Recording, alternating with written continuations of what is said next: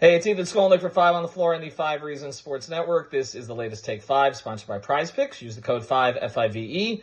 Get that initial deposit matched up to $100. It is now legal in the state of Florida with their arena games. So use the code 5, F-I-V-E. Get that initial deposit matched up to $100. Off day for the Miami Heat today prior to Game 4 against the Boston Celtics. They trail in the series 2-1.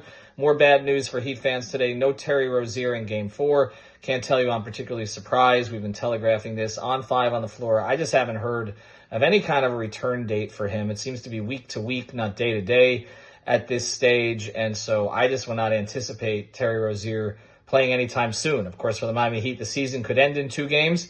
So it's possible that you won't see him again this season. Duncan Robinson is scheduled to play again in Game 4. But I got a chance to talk to Duncan on the side a little bit yesterday. He does not want to make excuses. He said he would talk to me in about a month about everything that's been going on with his back.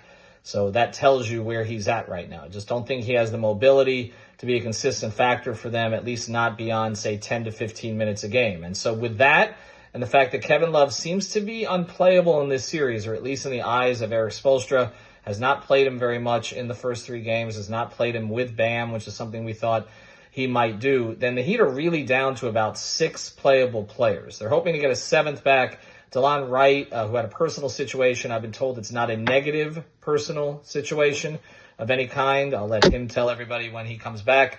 But he is expected to return Monday night. So that does give them one more body. Patty Mills was not in the rotation in Game 3. He did play late in garbage time, but again, it didn't seem like Erik Spoelstra wanted to go his direction. So expect to see Delon Wright back in the rotation in this game.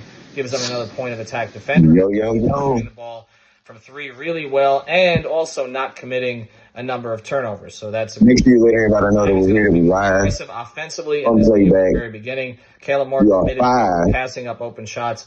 That can't happen because they're not going to 5 members away as the series goes on. Need to be aggressive early. Obviously need more from Tyler Herro. Going to have to figure out a way to beat him up. In Game 2, he was able to find his reads, play outside the 3-point arc. In this game, they kind of baited him with some switches to come into the lane, and that was not particularly effective. He couldn't get to his pull-up, and he didn't have much success at the rim. So we'll see what happens with the Heat in Game 4. Must-win game, obviously. Go back to Boston. Even though they've had success in Boston in recent years, go back to Boston down 3-1. That's going to be a rough assignment on Wednesday night. So got to figure out a way to win a home game. Lost to Boston 5 straight home playoff losses for the Heat overall dating back to last year, and they've lost a bunch to Boston at home recently. Ethan Skolnick, latest Take 5. Again, sign up for Prize Picks. Use the code FIVE.